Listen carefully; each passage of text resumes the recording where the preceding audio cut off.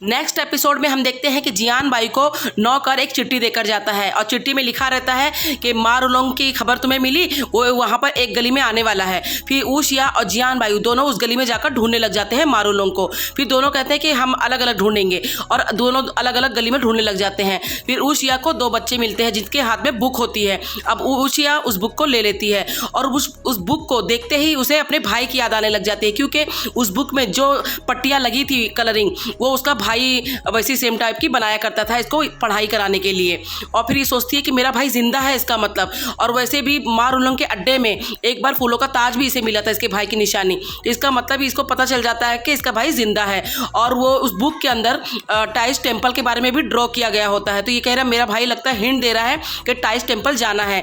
और फिर ये बाशी के पास चली जाती है। अब ऊशिया बाशी को बता देती है कि बाशी मेरा भाई जिंदा है, ये देखो बुक, और ये मेरे भाई की ही निशानी है, मुझे टाइस टेम्पल के बारे में पता चला है। तो बाशी तुम अपने लोगों को पता लगाने के लिए भेजो टाइस टेम्पल कि वहाँ पे क्या मारुलोंग आया है क्या। और हम देखते हैं कि जियान बाई छुपकर इन दोनों की बातें सुन रहा होता है। अब नेक्स्ट सीन में हम देखते हैं कि ऊशिया से मिलने शेन चिंगली आया है और शेन चिंगली आज सोच रहा होता है कि आज मैं अपने बारे में सब कुछ बता दूंगा कि मैं ही जियान बाई हूँ और मैं ही शेन चिंगली हूँ। अब शेन चिंगली कहता है कि ऊशिया मुझे तुम्हें कुछ बताना है, जियान बाई और मैं। फिर ये बोलते ही ऊशिया खड़ी हो जाती है और कहती है कि हाँ मुझे पता है कि तुम और जियांग बाई दोनों अच्छे हैं, लेकिन मेरे पास इससे ज़्यादा इंपॉर्टेंट एक चीज़ है अभी इस वक्त। और हम पीछे देखते हैं कि शेन चिंगली अपना मास्क निकालने ही वाला होता है अपनी असलियत बताने के लिए।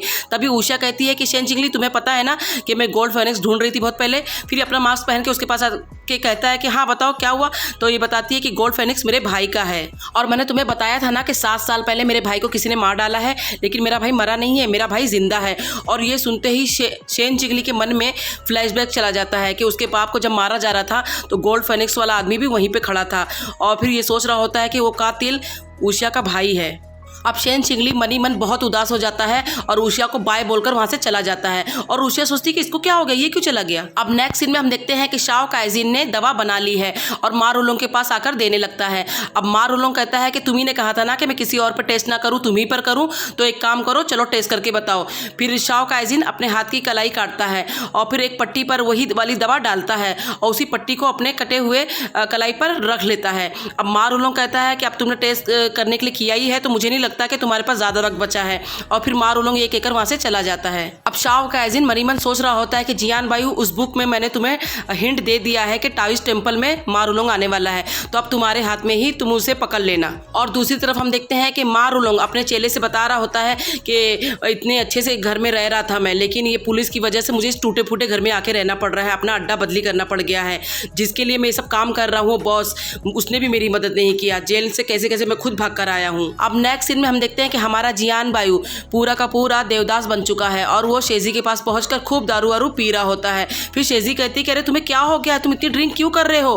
फिर उसे बताता है कि जिस खूनी को मैं ढूंढ रहा था, जिसने मेरे बाप को मारा है, गोल्ड फेनिक्स वाला आदमी, वो तो ऊशिया का भाई निकला। अब पूरी रात गुजरने के बाद जियांग बाई सुबह नशे की हालत में पहुंचता है और फिर यून चंग उसे कमरे में ले जा रहा होता है और वो फुल एकदम नशे में होता है। और फिर ऊशिया कह रही होती है कि रात भर ये कहाँ था और इसने इतनी ड्रिंक क्यों किया है। फिर उसे जाकर अच्छे से लिटाती है और फिर कहती है कि इसे तो बुखार भी है, लेकिन वो उसका हाथ हटा देता है। यानी कि अब जियान बाई ऊशिया को इग्नोर करने लग गया है, उसे दूरियां बनाने लग गया है। फिर ऊशिया पूछती है कि जियान बाई तुम्हें हुआ क्या है, तुमने इतनी ड्रिंक क्यों पी है और तुम रात भर घर पे क्यों नहीं आए। फिर भी जियान बाई उसे जवाब नहीं दे रहा होता है।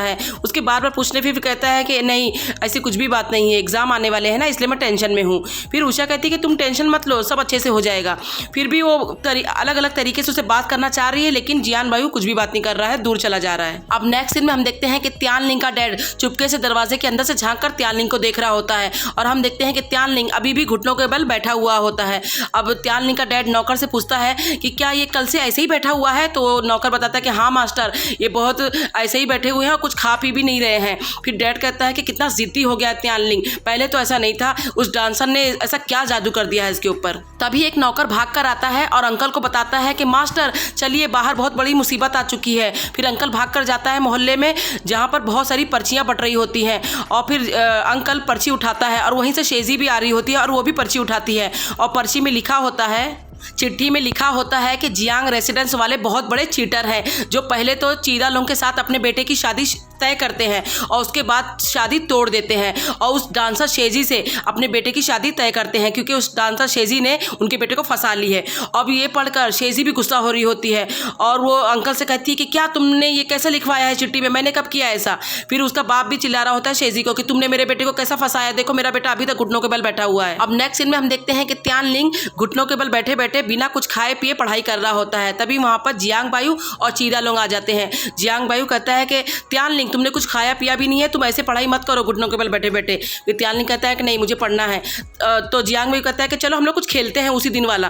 तभी वहाँ पर ऊशिया भी आ जाती है और वो कहती है कि हाँ त्यानलिंग चलो हम लोग कुछ खेलते हैं।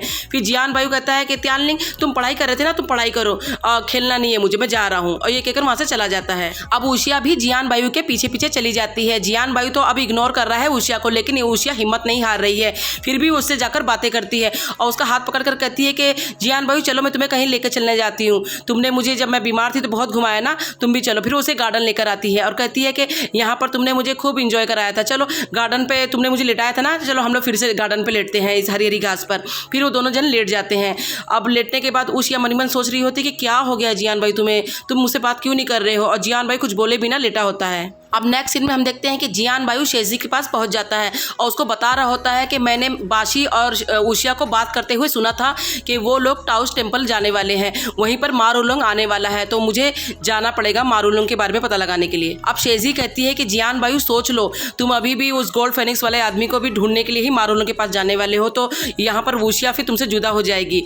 फिर जियांग बायू कहता है कि लेकिन मैं अपने डैड के कातिल को इस तरह कैसे जाने दूंगा, मेरे डैड देख रहे होंगे आसमान से कि मैं ऐसे क्लियर नहीं कर पा रहा हूँ कि आखिर हुआ क्या था उस दिन।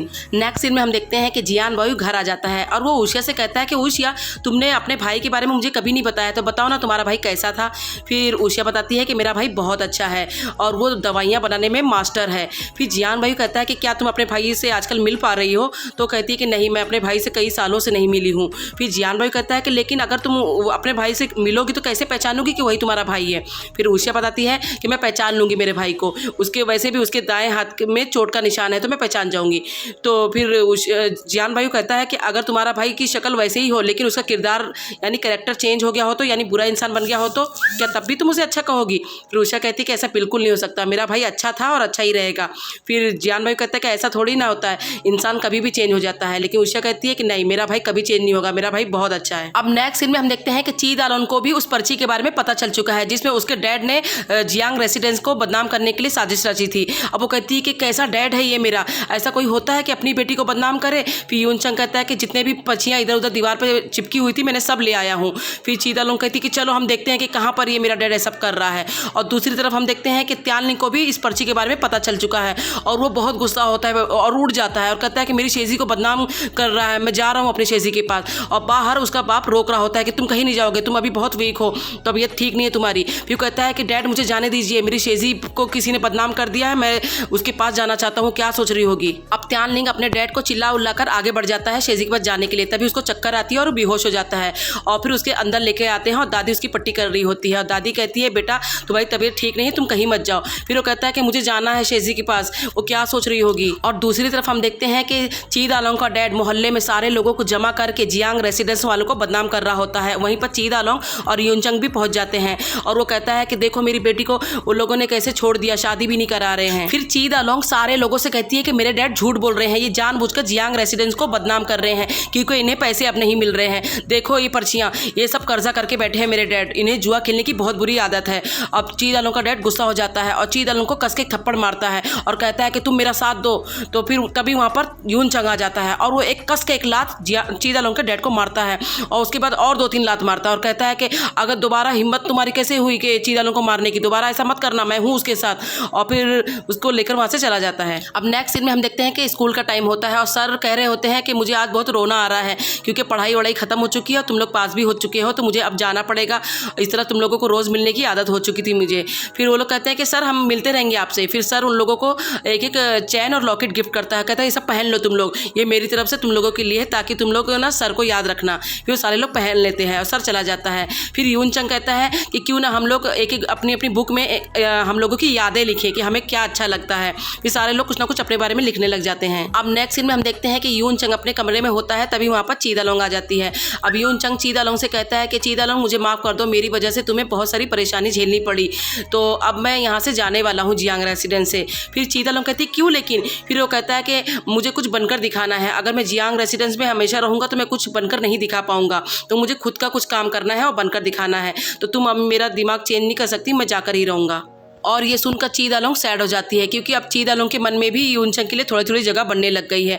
और हमें फ्लैशबैक में दिखाया जाता है कि यूनचंग अंकल और दादी को भी कह रहा होता है कि आप लोग मुझे यहाँ से जाने दीजिए, मैं जाना चाहता हूँ, मैं कुछ बनकर दिखाना चाहता हूँ, आप लोगों ने मुझे पाल पोस के इतना बड़ा किया, मैं बहुत खुश हूँ। फिर दादी कहती है कि कोई गलती हो गई हमसे बेटा, क्यों जाना चाहते हो? फिर वो कहता है कि दादी मैं कुछ बनकर दिखाना चाहता हूँ, इसीलिए जाना चाहता हूँ। दादी कहती ठीक है जाते जाओ, लेकिन आते रहना हमसे मिलने। बोलता है ठीक है। अब नेक्स्ट सीन में हम देखते हैं कि मा रुलोंग के पास उसका बॉस आता है। बॉस का हमें अभी चेहरा नहीं दिखाया जाता है, और बॉस मा रुलोंग से कहता है कि जो दवा मैंने तुम्हें बनाने के लिए कहा था, मुझे 10 दिन के अंदर वो दवा चाहिए। फिर मा रुलोंग कहता है कि अभी उसका टेस्ट चालू है दवे का, तो वो अभी आपको 10 दिन में नहीं मिल पाएगी। तो बॉस कहता है कि जो दवा बना रहा है मैं उसको मार डालूंगा अगर मुझे 10 दिन के अंदर नहीं मिली तो। फिर मा रुलोंग कहता है कि वो मरने से नहीं डरता। फिर बॉस कहता है कि फिर मैं तुम्हें मारूंगा अगर मुझे दवा नहीं मिली तो, और ये बोलकर वहाँ से चला जाता है। नेक्स्ट सीन में हम देखते हैं कि ऊशिया बुक लेकर बैठी होती है, क्योंकि यूनचंग ने उसमें यादें लिखने के लिए कहा था एक दूसरे के बारे में। फिर ऊशिया कहती है कि जियान बायू तुमने तो मेरे बारे में कुछ भी नहीं लिखा है, लेकिन मैं तुम्हारे बारे में लिखूंगी, मुझे बहुत सारी चीज़ें तुम्हारी अच्छी लगी हैं और याद भी हैं, और फिर मैं लिखूंगी। फिर हम देखते हैं कि कमरे के बाहर जियान बायू सब सुन रहा होता है।